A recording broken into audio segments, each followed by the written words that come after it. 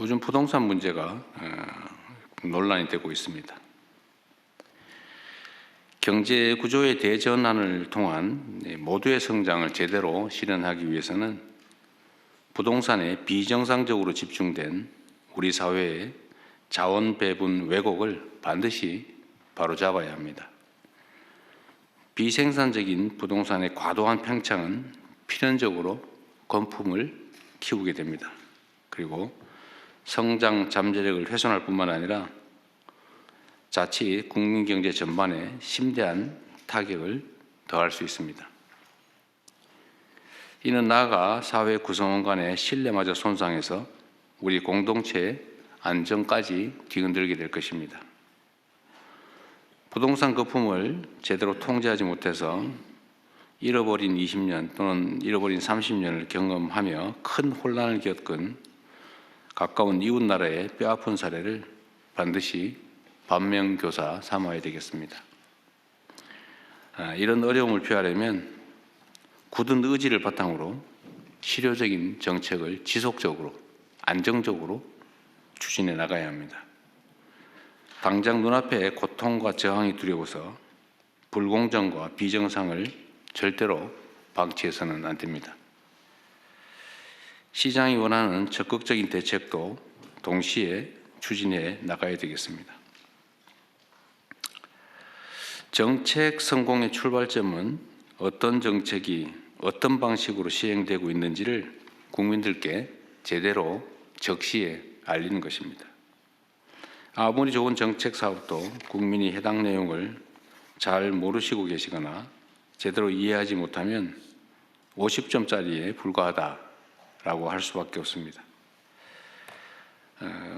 지난해 부처별 정책 소통 평가를 해봤더니 대상 기관 47곳 가운데 노동부, 중기부, 경찰청, 기상청을 포함해서 12곳이 우수기관으로 선정됐습니다. 매우 잘하셨고 수고 많으셨습니다. 또 약간 모자란 부처청은 각별히 분발해 주시길 부탁드립니다. 국정의 성패는 국민의 이해 그리고 참여에 달려 있습니다. 정책의 소통과 홍보에 보다 많은 노력을 기울여 주시기 바랍니다. 그리고 정책에 대한 신뢰 확보가 매우 중요합니다. 정책에 대한 신뢰는 정책 내용도 매우 안정적이고 좋아야 되겠지만 쉽게 바꿔서는 안 됩니다.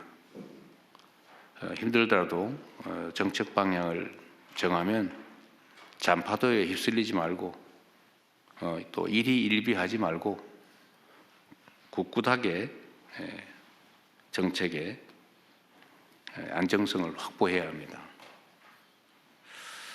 그리고 특히 부당한 이익을 추구하는 잘못된 기대를 반드시 제어해야 합니다. 그런데 쉽게 휘둘리다 보니까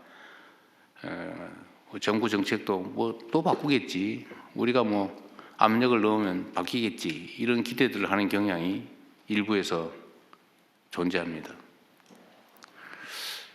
예를 들면 다주택자 양도세 중과는 작년에 이걸 연장할 때 1년만 한다. 올해 5월 9일이 끝이다. 이건 이미 명백하게 예정된 거 아닙니까? 새로 시행령을 고치지 않는 한 그냥 끝나는 거죠. 근데 당연히 연장하겠지 이렇게 기대하고 있고, 이걸 연장을 그런 부당한 기대, 잘못된 기대에 대해서 연장 안 된다, 이거는 이미 끝나기로 돼 있다라고 얘기했더니 마치 새롭게 무슨 부동산 양도세를 중과하는 것처럼 정책에 대한 공격도 있습니다. 잘못된 이해일 수도 있지만 부당한 공격일 수도 있는 거죠. 이런 데 휘둘리면 안 되고 또 그에 따른 문제점들도 철저하게 보완을 해서 한번 정책을 결정을 하면 결정 과정은 치열하게 논쟁하더라도 정해지면 그대로 집행을 해야 예측 가능한 합리적인 사회가 되겠죠. 너무 쉽게 바꾸고, 또 예를 들면 무슨 조세 경감이나 이런 것도 한시적으로 한다고 해놓고는 계속 연장하고 있어요. 그럴 거면 아예 고정 입법을 해버리지. 그거를 1년 하겠다, 뭐 3년 하겠다, 뭐 일몰 하겠다는 거 일몰 절대 안 하고 일몰 한다 그러면 뭐 저항하고 또 문제 삼고 이게 아주 일상이 됐습니다.